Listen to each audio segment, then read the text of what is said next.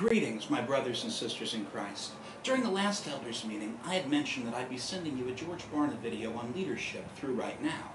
And as you may be aware by this point, I'm not George Barna. Well, we'll get to Barna, but there's something that I feel is a little more pressing for us to address first. Over the next few minutes, you're going to be hearing from church planner Mac Lake about how to find and train an apprentice in ministry. Mac will be concentrating on small group ministry, and while we may not use the phrase small group ministry, we are a family-sized congregation, so everything we do, excluding worship on Sunday morning, is, in point of fact, small group ministry. It's said that in most churches, 90% of the people do 10% of the work. I believe that's true, but I don't believe that's because the 90% don't want to. That may be true in some cases. There are some people who simply want to show up on Sunday morning, get spiritually fed, and then be about their week. But there are many others who are looking not so much to practice their religion privately in the quiet of their own little world, but rather those who are looking to live out loud for Jesus. So if that's the case, if even 1/3 of that 90% would love to participate actively in the life of our church, I have to ask, what's holding them back? Some will say that they're too busy, but we're all busy. Many of you have demanding work lives and full home lives, yet you still find time to serve.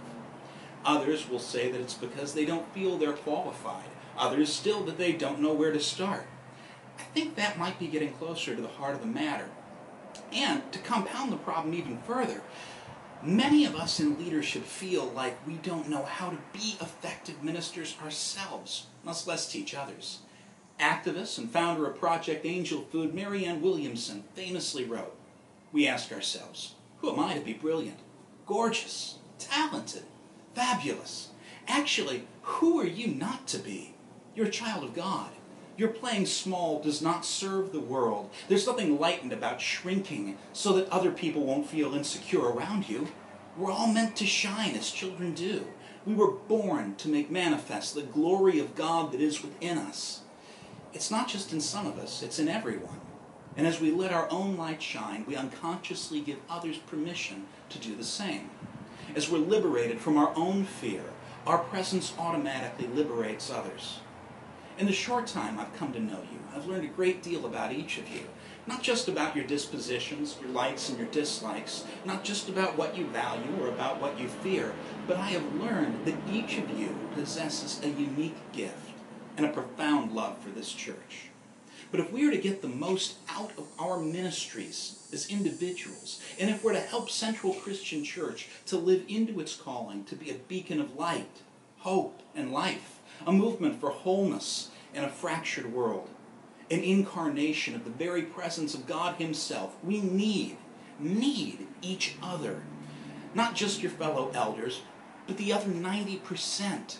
And it doesn't start with the whole 90. It starts with accepting our own gifts and adequacy for the task of ministry, and then adopting as our mantra that famous African-American proverb, "Let each one teach one." Over the next couple of minutes, you're going to have the opportunity to watch Mac Lake as he addresses how to find mentees in the ministry, how to recruit them, how to train them, and how to enable them to go out and reach others so that we can grow together into the fullness of what Christ has called us to be.